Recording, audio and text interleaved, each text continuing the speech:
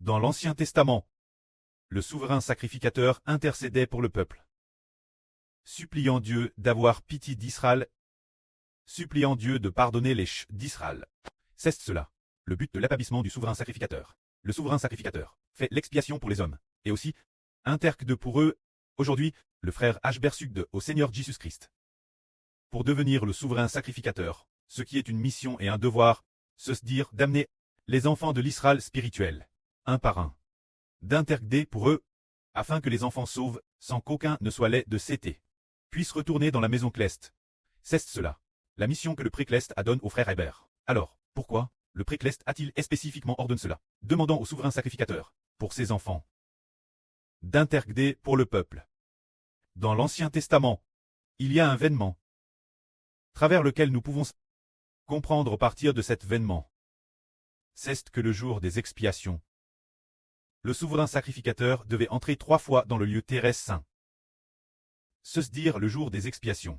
Ce jour, il le pouvait, et puis, les autres jours, il ne pouvait pas entrer dans le lieu terrestre saint, parce que le lieu terrestre saint abrite l'arche de l'Alliance. Personne ne pouvait y entrer, mais, avant que le souverain sacrificateur n'y entre, il devait d'abord utiliser un encensoir pour y mettre du parfum, le faire brûler sur l'encensoir, et apporter le parfum, l'intérieur du lieu terrestre saint, pour que la fume enveloppe tout le lieu terrestre saint et couvre toute l'arche de l'Alliance.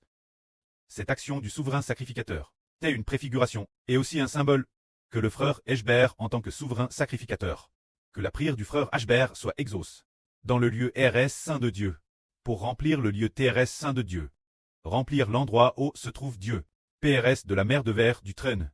C'est-à-dire que, si le souverain sacrificateur, avant d'entrer dans le lieu terrestre saint, avant de faire l'expiation pour le peuple, si il ne mettait pas d'abord le parfum odorifrant, brûlé sur l'encensoir, et ensuite, d'apporter le parfum dans le lieu terrestre saint, alors, Dieu frapperait de mort le souverain sacrificateur, ce qui signifie que, avant que le souverain sacrificateur ne fasse l'expiation pour le peuple, cela préfigurait que, le Seigneur du souverain sacrificateur et le frère Hébert doivent faire tout leur possible. Pour prier pour le peuple de Dieu, faire tout leur possible.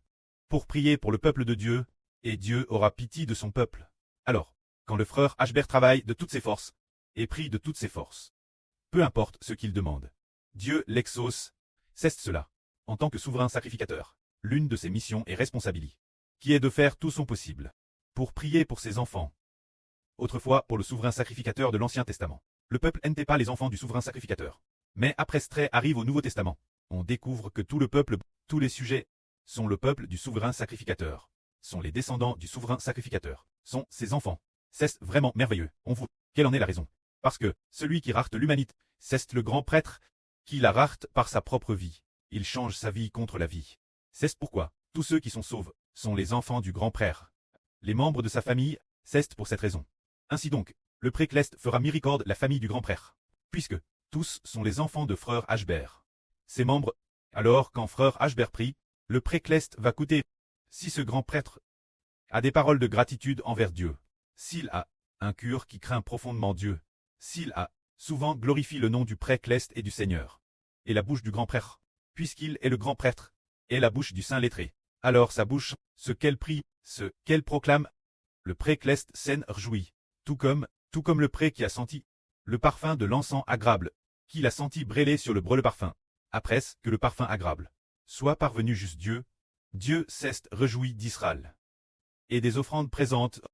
Ainsi, il fait miséricorde ses enfants, fait miséricorde de son peuple, pour que les enfants d'Israël, sans en laisser un seul, soient tous des mains de Satan. Arak. Ah, c'est pourquoi frère Hébert en tant que grand prêtre, partir d'aujourd'hui, se consacrera uniquement à la prière, prier avec ferveur, louer avec ferveur, enseigner la vie avec ferveur. Il n'y aura plus que ces 3 ministres. Tous les autres ministres seront entièrement confiés aux frères et sœurs. Un tel royaume d'Israël deviendra puissant. Tout comme il y a 2 ans, et frère Hébert a vu en RVE notre frère Joseph dire frère Hébert, tu dois pour les frères et sœurs qui prient l'autel, prier pour eux comme le soleil qui brille sur eux. Soudain, le soleil est apparu. En effet, hier, notre frère Joseph a entendu une voix disant « Laissez le soleil prier pour vous ». Alors, la prière de frère Hébert, le précleste écoutera-t-il? Il coûtera. Priez jusqu'à ce que le précleste entende. Que l'Éternel Dieu est ton preux, jusqu'à ce qu'il entende, et donne le nom du précleste. et le nom du Seigneur, Israël, et qu'il entende aussi, pour lui donner toutes choses, alors, pour les enfants d'Israël, servir Dieu de tout leur cœur, pour qu'ils obtiennent la rédemption, et soient sauvés en croyant au Seigneur Jésus-Christ du salut. Le précleste et le Seigneur escouteront. Frère Eshbert, dormez, doit prier pour les frères et sœurs un par un, pour que les frères et sœurs, les enfants dans leur famille, ainsi que les frères et sœurs EMSM, et tout ce qu'ils font, soient sous la bienveillance du pré. Amen.